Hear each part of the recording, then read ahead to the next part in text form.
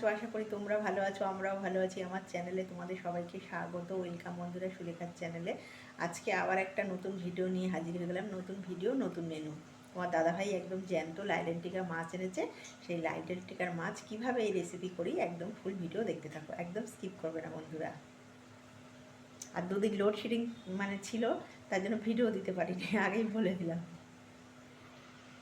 Good evening বন্ধুরা, তোমরা কেমন আছো? আশা করি তোমরা ভালো আছো, আমরাও ভালো আছি। আমার চ্যানেলে তোমাদের সবাইকে স্বাগত।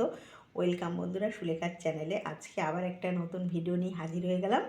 নতুন ভিডিও, নতুন মেনু। তোমার দাদাভাই একদম জ্যান্ত পুকুরের লাইলেন্টিকা মাছ এনেছে।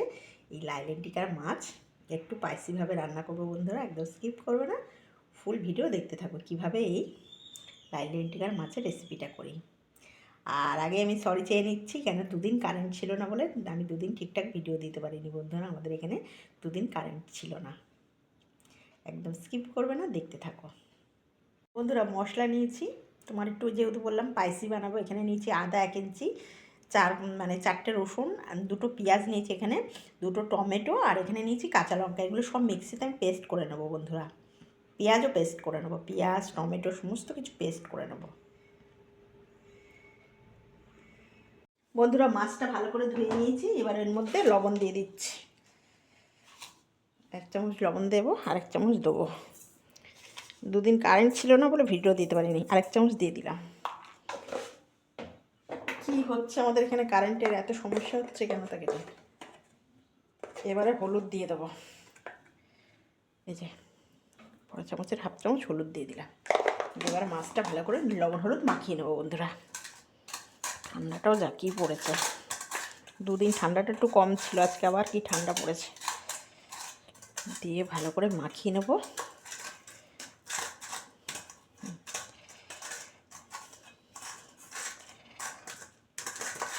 এবারে মাখানো হয়ে গেছে, এবার কড়াই বসিয়ে দেবো। এবারে গ্যাসটা জ্বালিয়ে দিই, কড়াইটা বসিয়ে দিই।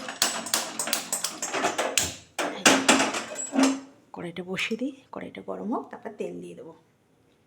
কড়াই গরম হয়ে গেছে, এবার তেল দিয়ে দিচ্ছি, অল্প করে সাদা তেল দিয়ে দেবো। দিয়ে ভালো করে মাছটা ভেজে নেব। কড়াই ভালো করে তেতে গেছে, এবারে মাছগুলো দিয়ে দেবো। দুপিস দুপিস করে ভেজে নেবো। 1 পিস হয়ে গেছে, এবার উল্টে দেবো।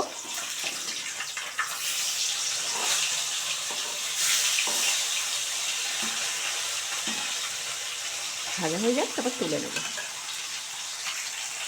বন্ধুরা। 2 পিস ভালো করে ভাজা হয়ে গেছে, এবার তুলে নেব।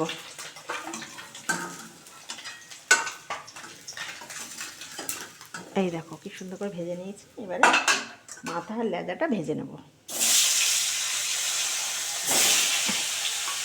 একবারে ভেজে নেব দুটো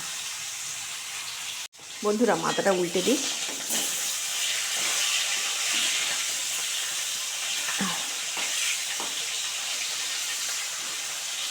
এই দুটো ভালো করে ভাজা হয়ে গেলে তুলে নেব। ভালো করে ভাজা হয়ে গেছে, দেখো 2 পিস একদম ভালো করে সুন্দর করে ভেজে নিয়েছি, দেখেছো লাল করে। এবারে এর মধ্যে আমি দিয়ে দেবো কালো জিরে ফোড়ন দিয়ে দেবো। এই তেলে কালো জিরে ফোড়ন দিয়ে দিলাম 1/2 চামচ।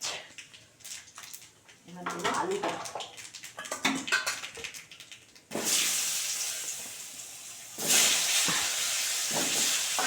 নতুন আলু তো,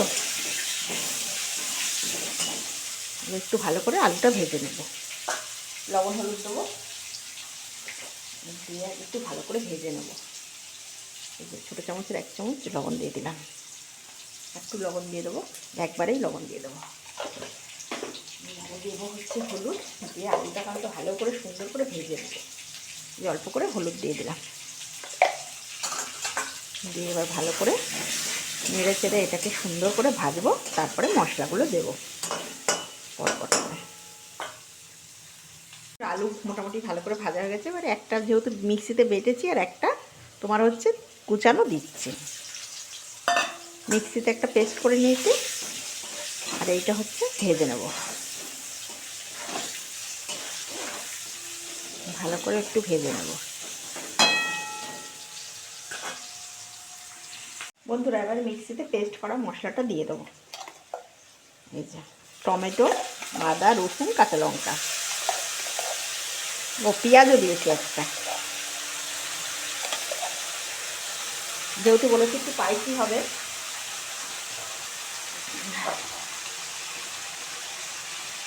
এবারে দিয়ে দিলাম কাশ্মীরি রেড, এটা কিন্তু ঝালের জন্য না, এটা টেস্টের জন্য বন্ধুরা। এবার আমি দিয়ে দিচ্ছি আমার ঘরে বানানো তোমার জিরে, ধনে, তারপরে হচ্ছে শুকনো লঙ্কা মিক্সিতে পেস্ট করা, এই হাফ চামচ দিয়ে দিচ্ছি। এটা আমার নিজস্ব তৈরি করেছি। দিয়ে এবার এটাকে খুব সুন্দর করে কষাতে হবে ভালো করে 2 মিনিট ধরে, যতক্ষণ না মশলা ছেড়ে দেয়, মশলা থেকে তেল ছেড়ে দেয়।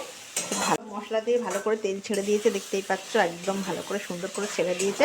এবারে কড়াইশুঁটিটা দিয়ে দেবো। দেখো খুব বেশি যে তেল মশলা দিয়েছি সেরকম না, এবার টাটকা ধোয়া কড়াইশুঁটি দিয়ে দিচ্ছি এর মধ্যে। এরকম করে বানিয়ে খাবে বন্ধুরা, অসাধারণ লাগে। এবার একটু এটা কষিয়ে তারপরে জল দিয়ে দেবো।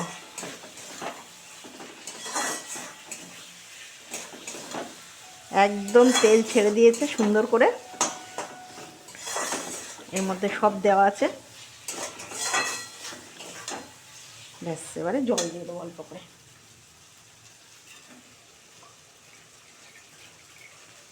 এক বাটি জল দিয়ে দিলাম, বুঝলে বন্ধুরা, এই যে এক বাটি জল দিয়ে দিচ্ছি।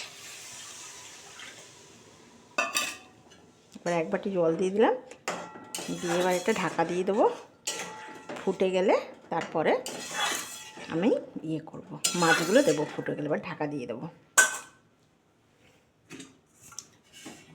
ঢাকা দিয়ে দেবো। 5 মিনিট পর মাছটা দেবো। খুলে দেখি, 5 মিনিট তো হয়ে গেছে।